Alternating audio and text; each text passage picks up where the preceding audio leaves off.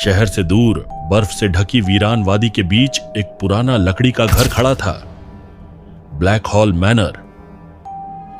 यह घर दशकों से खाली पड़ा था, जब तक कि एडम क्लार्क ने इसे सस्ते दाम में खरीद नहीं लिया। एडम एक विख्यात लेखक था, जिसकी किताबें अब नहीं बिक रही थीं।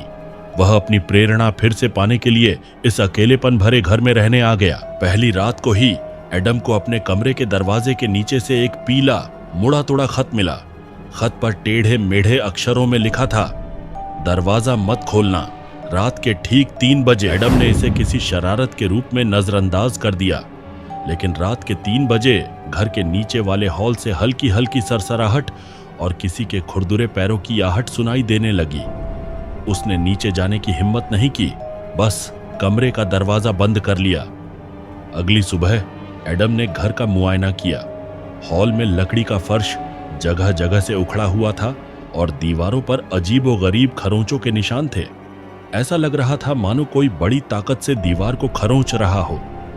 एडम ने पास के शहर की लाइब्रेरी में जाकर ब्लैक हॉल मैनर के इतिहास के बारे में जानने की कोशिश की।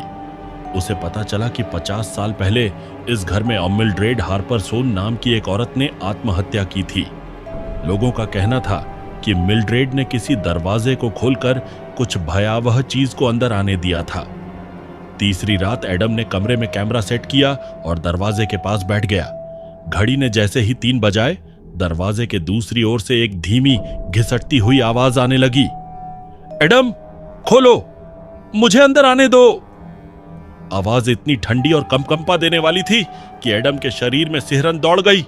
वह दरवाजे के पास खड़ा होकर कांपते हुए बोला, तुम कौन हो? आवाज और गहरी हो गई।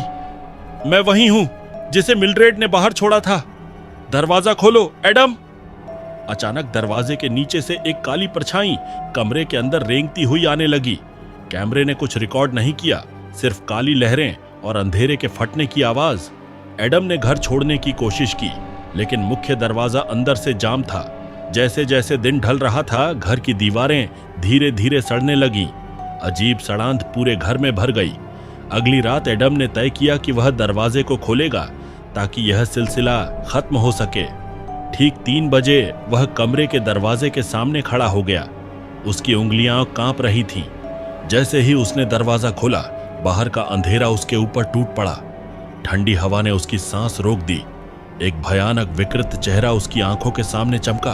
आंखें पूरी तरह सफेद, चेहरा झुलसा हुआ और मुंह से सड़े मांस की बू आ रही थी।